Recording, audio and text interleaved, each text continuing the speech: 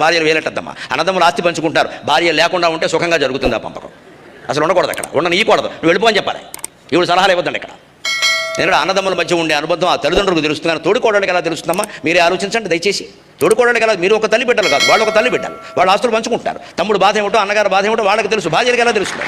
నా తమ్ముడు పేదవాడు, నేను దుకాణం పెట్టే, వాడు దుకాణం పెట్టే, నా తమ్ముడు దెబ్బతిన్నాడు, వాడికి ఆడపిల్లలు ఉన్నారు, పెళ్లి చేయాలని నా తమ్ముడికి నేను ఎకరం ఎక్కువ ఇచ్చుకుంటా, నా భార్యకి ఇష్టం ఉంటుందంటే ఎవరు చెబుతారండి ఆ విషయం? ఆవిడ తప్పడానికి వీలేదండి, మనకి పిల్లలు లేరా ఉంటుంది, ఆవిడ బాధ ఆవిడది. కానీ పక్కనున్న మనిషి ఎలా ఆలోచిస్తున్నారు? వాడికి ఉన్నారు, నాకు ఉన్నారు, నా వ్యాపారం బాగుంది, వాడి వ్యాపారం బాగులేదు అంటే వినే భార్యలు ఉంటారు, వినని భార్యలు ఉంటారండి. దానికి ఏం చెబుతాం? అంటే వ్యవహారం సక్రమంగా నడవాలంటే ఎవరి మాట ఎవరు వినాలో పరిస్థితులు నిర్ణయిస్తాం, మా ధర్మశాస్త్రాలు నిర్ణయించవు. అన్ని చోట్ల భర్త మాట వినాలని కాదు, అన్ని చోట్ల భార్య మాట వినాలని కాదు, సందర్భం నిర్ణయిస్తుంది. ఎప్పుడు పరిస్థితులు నిర్ణయిస్తే సమస్త ధర్మాలని పరిస్థితులు నిర్ణయిస్తాయి. ఆరోగ్యంగా ఉంటే ధర్మం వేరు, అనారోగ్యంతో ఉంటే ధర్మం వేరు, డబ్బులు ఉంటే ధర్మం వేరు, లేకపోతే ధర్మం వేరు.